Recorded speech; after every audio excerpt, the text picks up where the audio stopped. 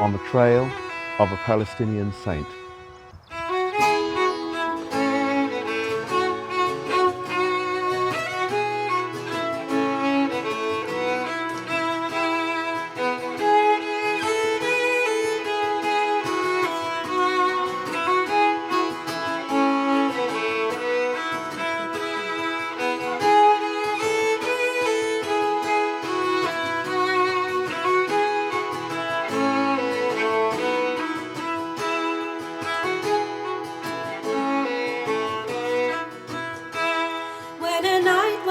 Spurs in the stories of old.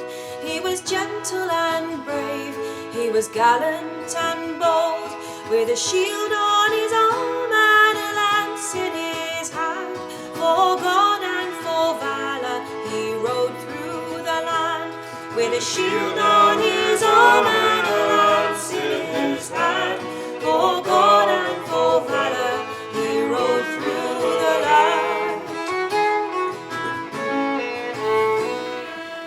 I'm here in St Botolph's Church in Hardham in West Sussex, right in the heart of rural England, the heart of the South Downs National Park. This is an amazing 11th century church with some of the oldest frescoes in the country and the earliest known depiction of St George.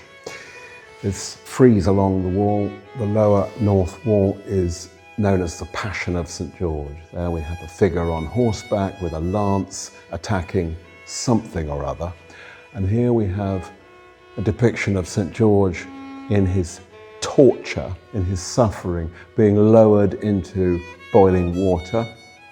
Over here we see the figure of St George tied between posts, about to be flogged, and finally the grisly scene of him tied to the wheel, to be broken on the wheel, the manner of his death, recorded in the earliest accounts of his martyrdom. What do we know about St George? Well, we often think about England football fans with red crosses daubed on their faces. But what we know from the earliest sources is that he was born in Cappadocia, in modern-day Turkey, Asia Minor, in the 200s AD, and that he served as a senior Roman soldier in the local legion of the Roman army, and then was martyred under the Emperor Diocletian for his refusal to take part in the persecution of Christians. A new spate of persecution against Christians was ordered by Diocletian, and St George refused to take part, and for this he was imprisoned, tortured, and eventually martyred in 303 AD. So it's interesting that a Middle Eastern saint, arguably from Turkey, suggestion that his mother was Palestinian, from the town of Lydda in historic Palestine, known as Lod in modern-day Israel, has become the national saint of England. He couldn't be a more Middle Eastern figure, but he ends up as the patron saint of England.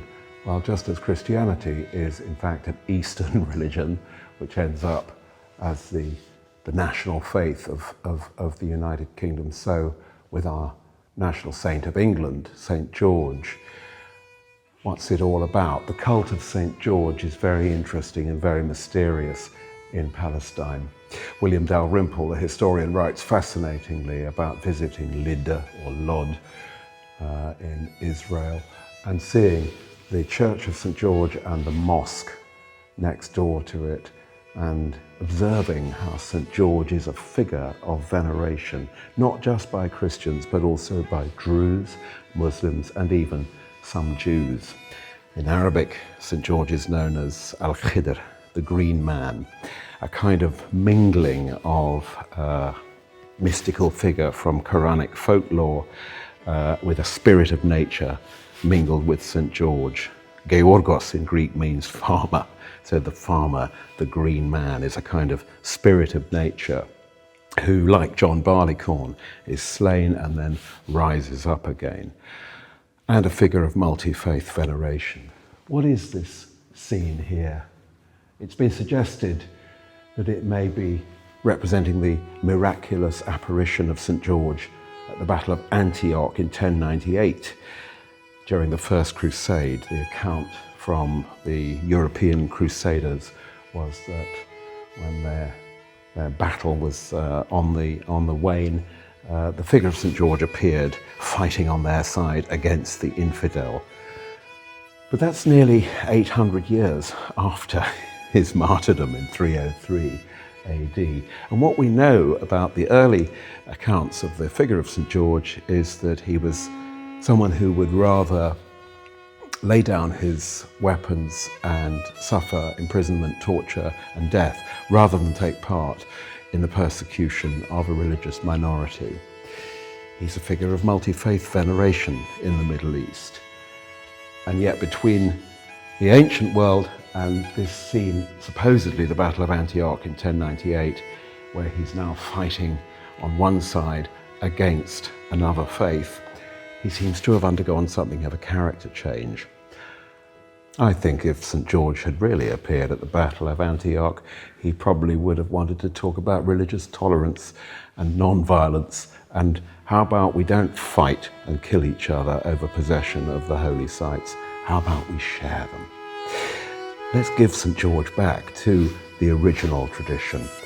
Let's restore this figure in our imagination as a martyr, pacifist, a figure of multi-faith veneration and a spirit of nature. Georgos Alcidat, St. George. Let faith be my shield and let joy be my steed against the dragons of anger, the ogres of greed, and let me set free with the sword of my youth from the castle of darkness, the power of truth, and let me set free with the sword of my youth from the castle of darkness, the power of truth.